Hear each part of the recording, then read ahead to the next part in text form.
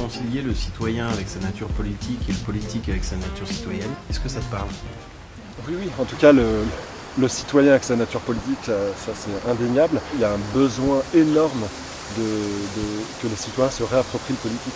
Trop souvent, on était dans une situation un peu confortable, chacun bossait, boulot, dodo, le loisir, les vacances. Mais bon, la crise est arrivée avec effectivement ces guerres, les migrants qui débarquent en Europe, le Brexit dernièrement, les nuits debout, des questions qui font à un moment donné se dire que nous, citoyens, à un moment donné, on a trop laissé faire les politiques. Et que là, on sent qu'il y a une fracture, ils ne répondent pas aux attentes, ils répondent à côté de la plaque, ils n'écoutent plus, je dirais, le peuple.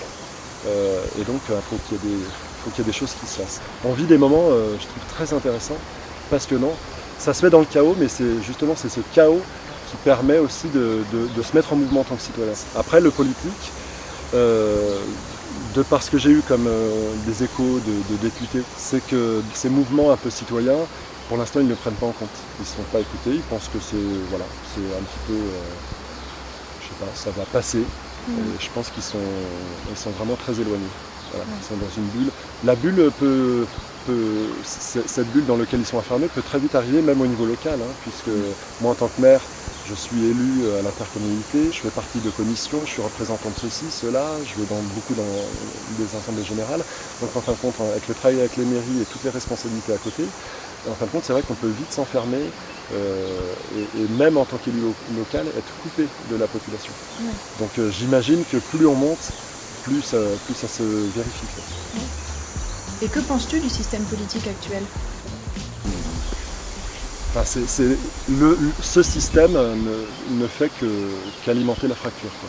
C'est pour ça qu'il y a des propositions alternatives, notamment d'avoir un Sénat citoyen, plutôt que d'autres élus, en plus qu'on paye grassement, et puis voilà, et puis ils sont nombreux. Il faut à un moment donné tout remettre à plat pour moi.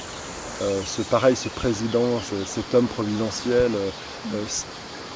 où un pays porterait un peu sur un homme, plus personne n'y croit. Et en plus, c'est complètement désuet.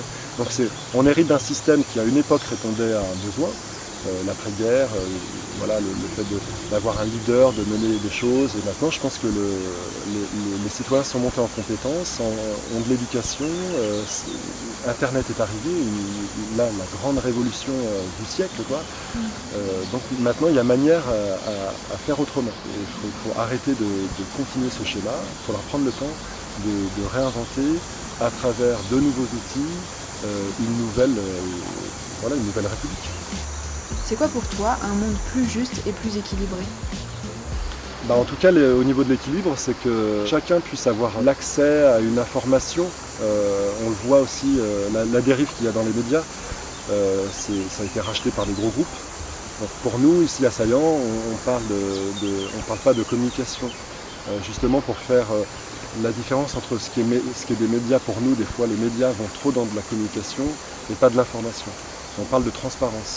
Ce besoin de transparence, on le voit avec les lanceurs d'alerte qui nous font part, et heureusement qu'il y a des personnes qui sacrifient en fin de compte leur vie, parce qu'après c'est une vie incroyable pour eux, mais ils ont mis en lumière des choses qui étaient dans l'ombre.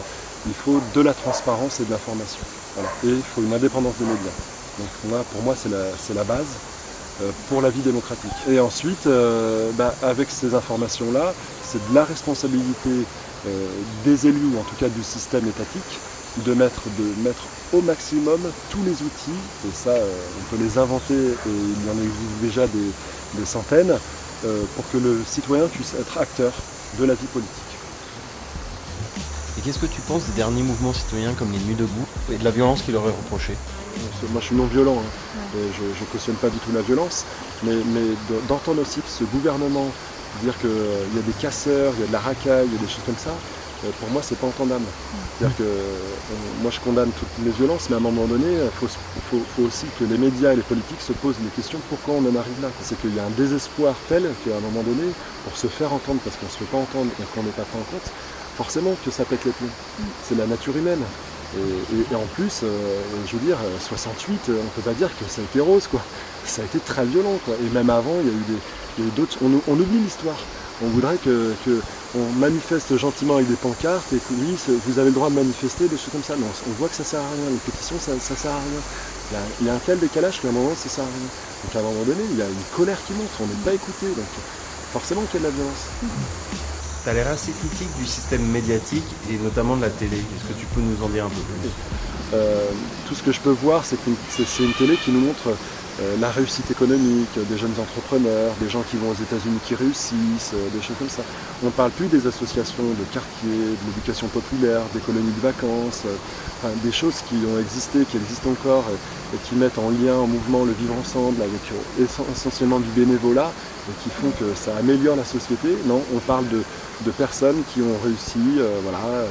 Ils ont une vingtaine d'années, ou une trentaine d'années, une quarantaine d'années, ils ont monté leur entreprise et ça marche. Et voilà, ils sont partis aux États-Unis, en Angleterre, en France ils ont monté leur boîte, ceci et cela. On parle que de réussite personnelle, c'est-à-dire qu'il faut, maintenant on a individualisé on manage notre vie, quoi. Dès qu'on est, on doit être les meilleurs en compétition dans le niveau scolaire, ensuite créer sa boîte, et c'est la réussite, quoi. C'est une histoire d'argent beaucoup. Oui. Et en fin de compte, c'est depuis la mondialisation de l'économie, voilà, qui nous est espéré un mieux-être, mais bon, c'est complètement faux. Voilà. Effectivement, on a accès à beaucoup de choses en termes de consommation, les prix ont baissé, mais est-ce que ça améliore notre bien-être, notre vivre ensemble et justement la paix dans le monde? Je suis moins sûr.